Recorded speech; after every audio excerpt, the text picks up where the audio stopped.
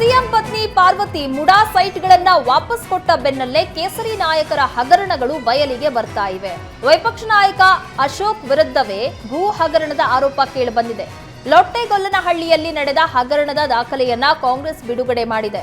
BDA ವಶದಲ್ಲಿದ್ದ 32 ಗುಂಟೆ ಜಮೀನನ್ನ ಅಶೋಕ್ ಖರೀದಿಸಿದ್ರು. ಜಮೀನು ಖರೀದಿ ಬಗ್ಗೆ ಲೋಕಾಯುಕ್ತದಲ್ಲಿ ದೂರು ದಾಖಲಾದ ಬಳಿಕ ಜಮೀನು ಹಿಂತಿರುಗಿಸಿದ್ದಾರೆ. ನಿವೇಶನ ವಾಪಸ್ ಕೊಟ್ಟ ಬಳಿಕ ಅರ್ಜಿ ಮುಂದುವರಿಸುವ ಅಗತ್ಯ ಇಲ್ಲ ಅಂತ ಅರ್ಜಿ ಕ್ಲೋಸ್ ಆಗಿದೆ. ಆ ಪ್ರಕರಣ ಮುಕ್ತಾಯವಾದ್ರೆ ಸಿಎಂ ಪತ್ನಿ ನಿವೇಶನ ವಾಪಸ್ ಬಳಿಕ ಅಶೋಕ್ ಮಾತನಾಡಿದ್ಯಾಕೆ ಅಂತ ಪ್ರಶ್ನಿಸಿದ್ದಾರೆ. ಸೈಟ್ ವಾಪಸ್ ಕೊಟ್ಟ ಬಳಿಕವೂ ವಿಪಕ್ಷ ನಾಯಕ ಅಶೋಕ್ ಸೇರಿದಂತೆ ಕೇಸರಿ ನಾಯಕರು ಸಿಎಂ ವಿರುದ್ಧ ಟೀಕಾ ಪ್ರಹಾರ ನಡೆಸಿದರು. ಕಾಂಗ್ರೆಸ್ ಸರ್ಕಾರ ದುರ್ಬಲಗೊಳಿಸುವುದಕ್ಕೆ ಬಿಜೆಪಿ ಜೆಡಿಎಸ್ ಯತ್ನಿಸ್ತಾ ಇದೆ ಅಂತ ಸಿಎಂ ಸಿದ್ದರಾಮಯ್ಯ ಆರೋಪಿಸಿದ್ದಾರೆ. ಬೆಂಗಳೂರಿನಲ್ಲಿ ಮಾತನಾಡಿದ ಸಿಎಂ, ಬಿಜೆಪಿ ಜೆಡಿಎಸ್ ಸುಮ್ಮನೆ ನಮ್ಮನ್ನ ತೇಜೋವಧೆ ಮಾಡಲು ಯತ್ನಿಸ್ತಾ ಇದೆ. ಕೇಂದ್ರ ಸರ್ಕಾರ ಸಹ ರಾಜ್ಯ ನಾಯಕರ ಜೊತೆ ಶಾಮೀಲಾಗಿ ತೇಜೋವಧೆ ಮಾಡ್ತಾ ಇದೆ.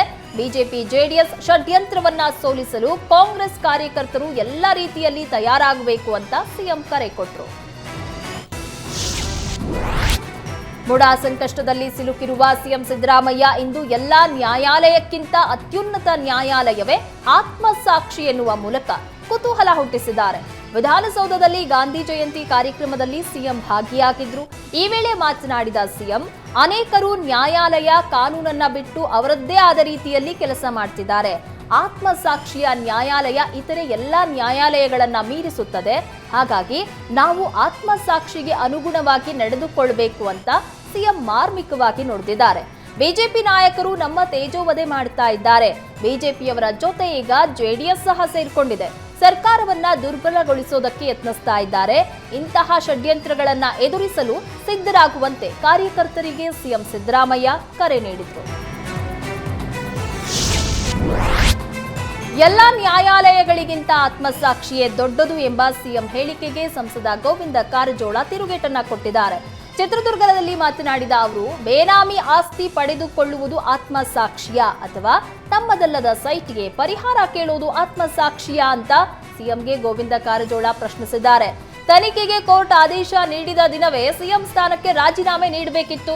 ಈಗಲೂ ಕಾಲ ಮಿಂಚಿಲ್ಲ. ಸಿಎಂ ಸ್ಥಾನಕ್ಕೆ ರಾಜೀನಾಮೆ ಕೊಟ್ಟು ತನಿಖೆಯನ್ನ ಎದುರಿಸಿ ಎಂದು ಸಂಸದ ಗೋವಿಂದ ಕಾರಜೋಳ ಆಗ್ರಹಿಸಿದ್ದಾರೆ.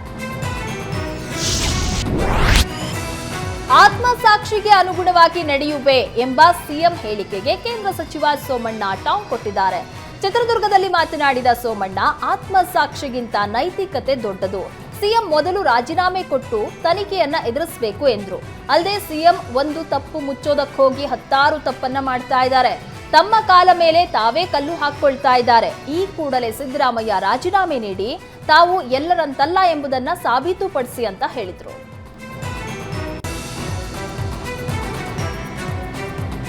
ಮುಡಾ ಕೇಸ್ಗೆ ಸಂಬಂಧಪಟ್ಟಂತೆ ಸಿಎಂ ರಾಜೀನಾಮೆ ಕೊಡದೆ ಭಂಡತನ ಪ್ರದರ್ಶನ ಮಾಡ್ತಾ ಇದ್ದಾರೆ. ನಾವು ಸರ್ಕಾರ ಬೀಳಿಸಲು ಹೋಗಿಲ್ಲ ಅಂತ ಪ್ರಹ್ಲಾದ್ ಜೋಶಿ ಹೇಳಿದ್ದಾರೆ.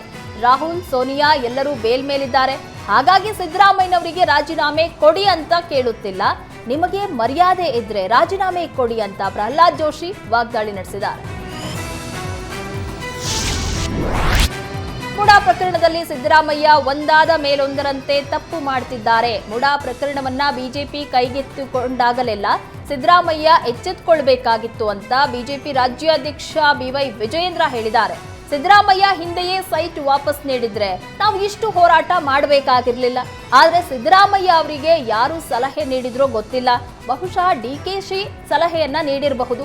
ಅದಕ್ಕೆ ಒಂದಾದ ಮೇಲೊಂದು ತಪ್ಪು ಮಾಡ್ತಾ ಇದ್ದಾರೆ. ಯಾವ ಆಧಾರದ ಮೇಲೆ ಮುಡಾ ಸೈಟ್ಗಳನ್ನ ವಾಪಸ್ ಪಡೆದುಕೊಂಡಿತ್ತು?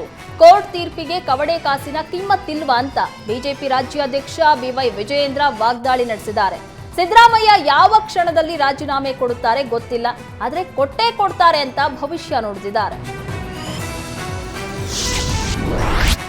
ಮುಡಾ ಸೈಟ್ಗಳನ್ನ ವಾಪಸ್ ನೀಡಿದ್ದು ಸಿದ್ದರಾಮಯ್ಯನವರ ಪ್ರಾಮಾಣಿಕ ನಿರ್ಧಾರ ಅಲ್ಲ ಅಂತ ಎಂಎಲ್ಸಿ ಸಿಟಿ ರವಿ ಹೇಳಿದ್ದಾರೆ.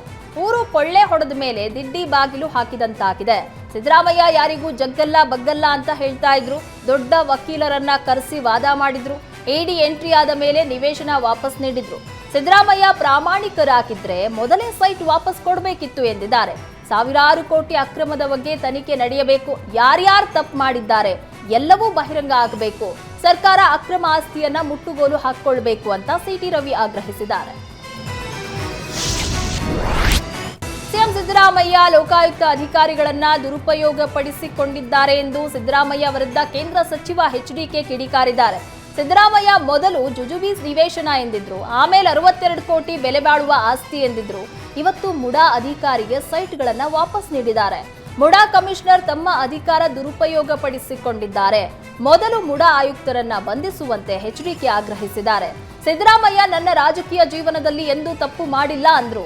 ಸೈಟು ವಾಪಸ್ ನೀಡುವ ಮೂಲಕ ಮುಡಾ ಕೇಸ್ಗೆ ಮೊಳೆ ಹೊಡೆಯುವ ಕೆಲಸ ಮಾಡಿದ್ದಾರೆ. ನನ್ನ ಪತ್ನಿ ಸೈಟ್ ವಾಪಸ್ ಕೊಟ್ಟಿದ್ದು ನನಗೆ ಗೊತ್ತೇ ಇಲ್ಲ ಎಂದ್ರು.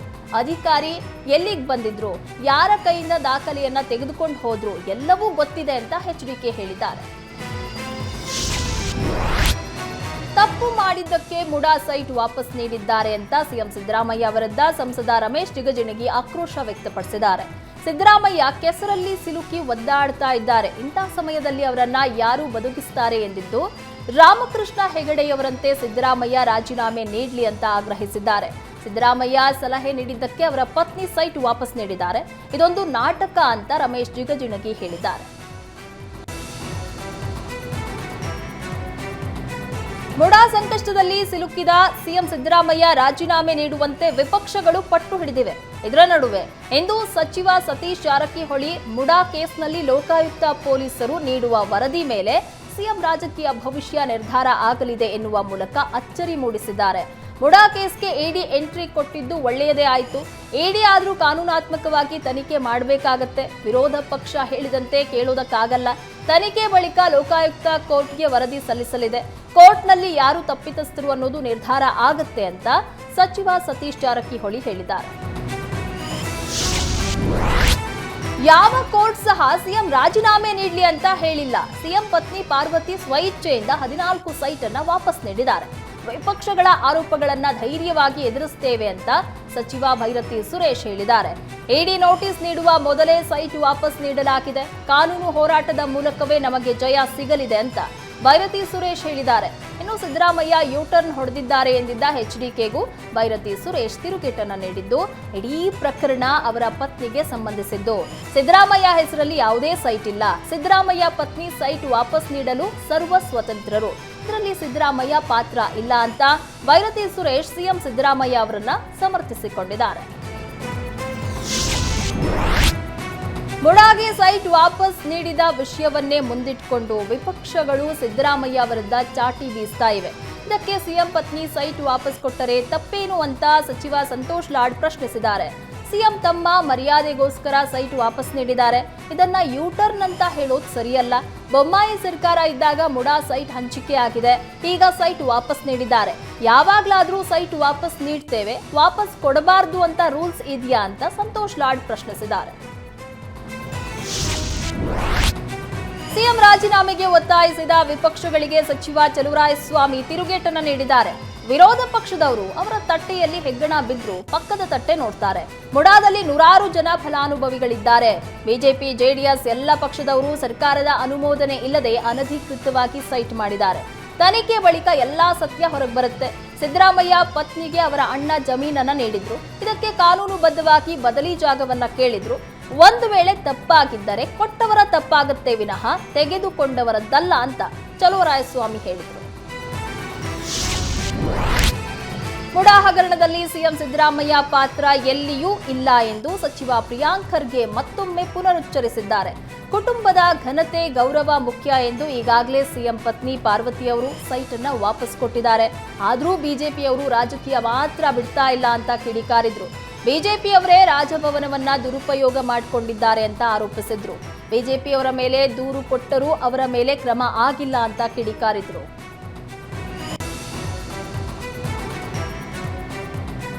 ಮುಡಾದಲ್ಲಿ ಸೈಟ್ ಪಡೆದವರೆಲ್ಲ ವಾಪಸ್ ನೀಡಲಿ ಎಂದು ಮಾಗಡಿಯಲ್ಲಿ ಶಾಸಕ ಎಚ್.ಸಿ. ಬಾಲಕೃಷ್ಣ ಆಗ್ರಹಿಸಿದ್ದಾರೆ. ಸೈಟ್ ವಾಪಸ್ ನೀಡಿದ ಸಿಎಂ ಪತ್ನಿಗೆ ಧನ್ಯವಾದ ಸಲ್ಲಿಸಿದ ಬಾಲಕೃಷ್ಣ, ಸಿಎಂ ಪತ್ನಿಯಂತೆ ಎಲ್ಲ ರಾಜಕಾರಣಿಗಳು ಅನುಸರಿಸಬೇಕು, ಆಗ ದೇಶ ಇನ್ನೂ ಸುಭೀಕ್ಷವಾಗುತ್ತೆ ಎಂದಿದ್ದಾರೆ. ಇನ್ನು ಸಿಎಂ ರಾಜೀನಾಮೆಗೆ ಒತ್ತಾಯಿಸಿದ ವಿಪಕ್ಷಗಳ ವಿರುದ್ಧ ಕಿಡಿಕಾರಿದ ಎಚ್.ಸಿ. ಬಾಲಕೃಷ್ಣ, ಬಿಜೆಪಿಗೆ ಬೇರೆ ಕೆಲಸ ಇಲ್ಲ, ಬೆಳಗ್ಗೆ ಎದ್ರೆ ರಾಜೀನಾಮೆ ಅಂತಾರೆ. ಸಿದ್ದರಾಮಯ್ಯ 12 ವರ್ಷ ಆಡಳಿತ ಮಾಡಿದವರು, ಆಸ್ತಿ ಮಾಡಬೇಕು ಎಂದಿದ್ರೆ ಇಡೀ ರಾಜ್ಯದಲ್ಲಿ ಆಸ್ತಿ ಮಾಡಬಹುದಿತ್ತು. ಬೇರೆ ಸಿಎಂಗಳ ಕುಟುಂಬದವರು ಆಸ್ತಿ ಮಾಡಿದ ಹಾಗೆ ಮಾಡಿದ್ರೆ ಅರ್ಧ ಬೆಂಗಳೂರು ಸಿದ್ದರಾಮಯ್ಯ ಅವರದ್ದಾಗಿರ್ತಾ ಇತ್ತು. ಇದ್ಯಾವುದೋ 14 ಸೈಟ್ ಅನ್ನ ಇಟ್ಕೊಂಡು ಅಲ್ಲಾಡಿಸ್ತಾ ಇದ್ದಾರೆ ಅಂತ ವಿಪಕ್ಷಗಳ ವಿರುದ್ಧ ಹರಿಹಾಯ್ದಿದ್ದಾರೆ. ಮುಡಾ ಹಗರಣದ ಸುಳಿಯಲ್ಲಿ ಸಿಲುಕಿರುವ ಸಿದ್ದರಾಮಯ್ಯ ಪರ ಸಂಸದ ತುಕಾರಾಂ ಬ್ಯಾಟಿಂಗ್ ಮಾಡಿದ್ದಾರೆ. ಸಿದ್ದರಾಮಯ್ಯ ಬಗ್ಗಲ್ಲ ಕುಗ್ಗಲ್ಲ, ಬಿಜೆಪಿ ಕೇಂದ್ರದ ಸಂಸ್ಥೆಗಳನ್ನ ದುರ್ಬಳಕೆ ಮಾಡಿಕೊಳ್ತಾ ಇದೆ. ಸಿದ್ದರಾಮಯ್ಯಗೆ ಮುಜುಗರ ಆಗಬಾರದು ಎಂಬ ಕಾರಣಕ್ಕೆ ಅವರ ಪತ್ನಿ ಸೈಟ್ ಅನ್ನ ವಾಪಸ್ ನೀಡಿದ್ದಾರೆ ಅಂತ ತುಕಾರಾಂ ಹೇಳಿದ್ದಾರೆ. ಸಿದ್ದರಾಮಯ್ಯ 40 ವರ್ಷ ರಾಜ್ಯದ ಜನರ ಸೇವೆ ಮಾಡಿದ್ದಾರೆ, ಹಾಗಾಗಿ ಅವರಿಗೆ ಕಳಂಕ ಬರಬಾರದೆಂದು ಸೈಟ್ ಅನ್ನ ವಾಪಸ್ ನೀಡುವ ಮೂಲಕ ಸಿಎಂ ಪತ್ನಿ ಮತ್ತೊಬ್ಬರಿಗೆ ಮಾದರಿಯಾಗಿದ್ದಾರೆ.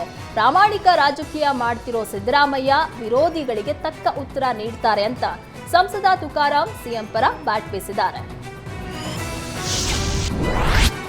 ಸಿಎಂ ವಿರುದ್ಧ ತನಿಖೆಗಿಳಿದ ಇಡಿ ಅಧಿಕಾರಿಗಳ ವಿರುದ್ಧ ಸಚಿವ ಎಚ್.ಕೆ. ಪಾಟೀಲ್ ವಾಗ್ದಾಳಿ ನಡೆಸಿದ್ದಾರೆ.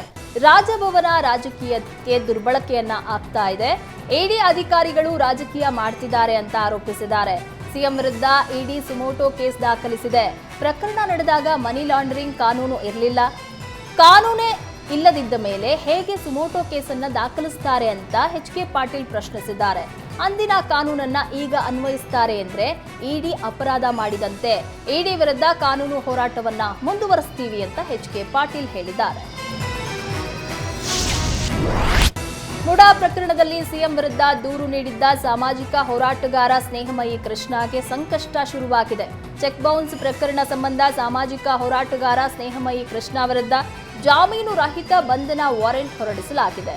ಸ್ನೇಹಮಯಿ ಕೃಷ್ಣ ವಿಚಾರಣೆಗೆ ಗೈರಾದ ಹಿನ್ನೆಲೆ ಜಾಮೀನು ರಹಿತ ಬಂಧನಕ್ಕೆ ಮೈಸೂರಿನ 3ನೇ ಹೆಚ್ಚುವರಿ ಸಿವಿಲ್ ಜಡ್ಜ್ ಹಾಗೂ ಜೆಎಂಎಫ್ಸಿ ಕೋರ್ಟ್ ಆದೇಶವನ್ನ ಹೊರಡಿಸಿದೆ. ಎನ್ ಕುಮಾರ್ ಎಂಬುವವರು 2015ರಲ್ಲಿ ಸ್ನೇಹಮಯಿ ಕೃಷ್ಣ ವಿರುದ್ಧ ಚೆಕ್ ಬೌನ್ಸ್ ಪ್ರಕರಣವನ್ನ ದಾಖಲಿಸಿದ್ರು.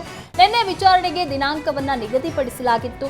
ಆದರೆ ವಿಚಾರಣೆಗೆ ಸ್ನೇಹಮಯಿ ಕೃಷ್ಣ ಗೈರಾದ ಹಿನ್ನೆಲೆ ಜಾಮೀನು ರಹಿತ ಬಂಧನ ವಾರೆಂಟ್ ಅನ್ನ ಜಾರಿ ಮಾಡಲಾಗಿದೆ. ಮುಡಾ ಕೇಸ್ನಲ್ಲಿ ಸಿದ್ದರಾಮಯ್ಯಗೆ ಇಡಿ ಟೆನ್ಷನ್ ಹೆಚ್ಚಾಗಿದೆ. ನಾಳೆ ಇಡಿ ಕಚೇರಿಗೆ ತೆರಳಿ ಸಿದ್ದರಾಮಯ್ಯ ವಿರುದ್ಧ ಅಗತ್ಯ ದಾಖಲೆ ಒದಗಿಸುವುದಾಗಿ ದೂರುದಾರ ಸ್ನೇಹಮಯಿ ಕೃಷ್ಣ ಹೇಳಿದ್ದಾರೆ. ಈಗಾಗಲೇ 16 ಪುಟಗಳ ದೂರನ್ನ ನೀಡಿದ್ದೇನೆ, ಇಡಿ ಕೇಳುವ ಅಗತ್ಯ ದಾಖಲೆಗಳನ್ನ ಒದಗಿಸ್ತೀನಿ. ಕೋಟ್ಯಾಂತರ ರೂಪಾಯಿ ಬೆಲೆ ಬಾಳುವ ಆಸ್ತಿಯನ್ನ ಅಲ್ಪ ಹಣಕ್ಕೆ ನೀಡಿ ಅವ್ಯವಹಾರ ನಡೆಸಲಾಗಿದೆ. ಸೈಟ್ಗಳನ್ನ ಸಿದ್ದರಾಮಯ್ಯ ಪತ್ನಿ ಮುಡಾಗೆ ವಾಪಸ್ ನೀಡಿದ್ದಾರೆ. ಇದು ನನ್ನ ಹೋರಾಟಕ್ಕೆ ಸಂದ ಮೊದಲ ಜಯ ಎಂದಿದ್ದಾರೆ. ರಾಜ್ಯದ ಜನರ ಎದುರು ಸುಳ್ಳು ಹೇಳಿರುವ ಸಿದ್ದರಾಮಯ್ಯ ರಾಜೀನಾಮೆಯನ್ನ ಕೊಡಲೇಬೇಕು ಅಂತ ಸ್ನೇಹಮಯಿ ಕೃಷ್ಣ ಆಗ್ರಹಿಸಿದ್ದಾರೆ. ರೇಣುಕಾಸ್ವಾಮಿ ಕೊಲೆ ಕೇಸ್ನಲ್ಲಿ ಜೈಲು ಪಾಲಾಗಿದ್ದ 3 ಆರೋಪಿಗಳು ಜೈಲಿನಿಂದ ರಿಲೀಸ್ ಆಗಿದ್ದಾರೆ. ಸೆಪ್ಟೆಂಬರ್ 23ರಂದು ಕೇಶವಮೂರ್ತಿ, ಕಾರ್ತಿಕ್, ನಿಖಿಲ್ ನಾಯಕ್ಗೆ ಜಾಮೀನು ಮಂಜೂರಾಗಿತ್ತು. ಶ್ಯೂರಿಟಿ ಸಿಗದ ಹಿನ್ನೆಲೆ ಆರೋಪಿಗಳ ಕುಟುಂಬಸ್ಥರು ಪರದಾಡಿದ್ರು.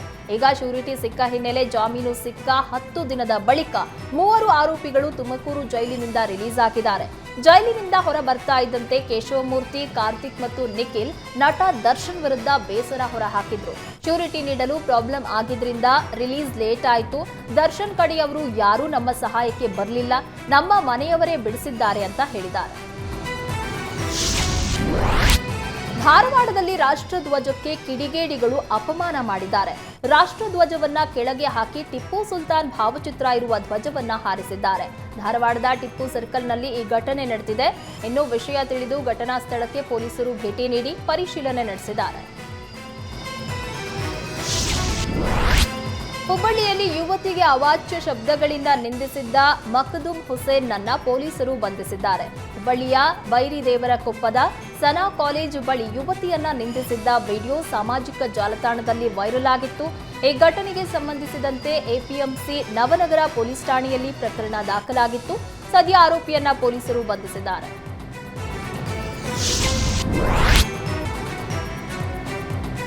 ಸೀಸ್ ಮಾಡಿದ ವಸ್ತುಗಳನ್ನು ಸ್ವಂತಕ್ಕೆ ಬಳಸಿದ ಆರೋಪದ ಅಡಿಯಲ್ಲಿ ಇನ್ಸ್ಪೆಕ್ಟರ್ ಹಿತೇಂದ್ರ ವಿರುದ್ಧ ಎಫ್ಐಆರ್ ದಾಖಲಾಗಿದೆ.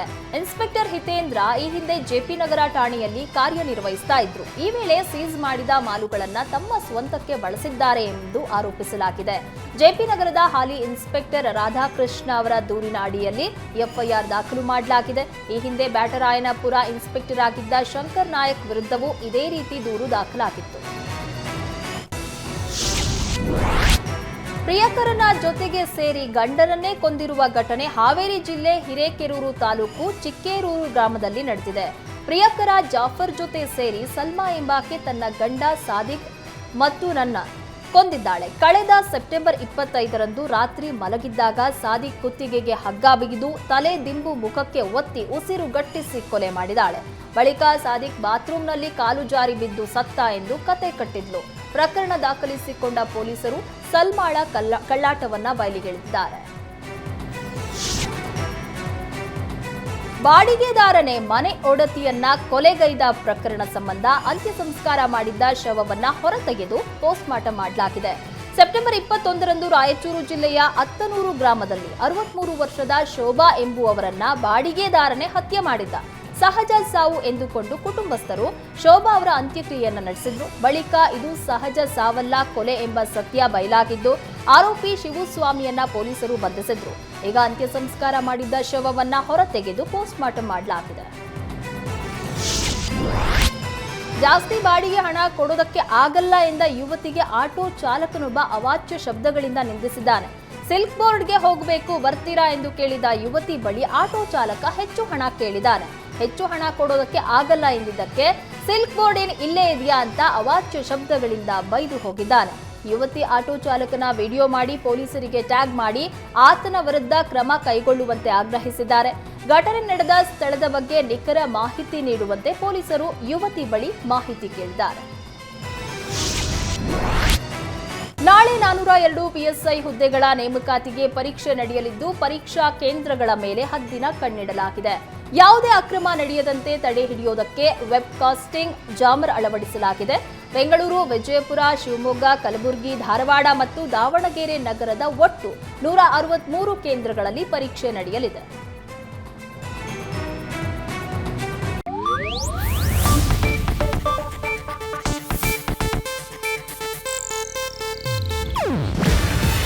ಇದು ಏಷ್ಯಾನೆಟ್ ನ್ಯೂಸ್ ನೆಟ್ವರ್ಕ್ ಪ್ರಸ್ತುತಿ. ನೀವು ನೋಡ್ತಿದ್ದೀರಾ ಏಷ್ಯಾನೆಟ್ ಸುವರ್ಣ ನ್ಯೂಸ್.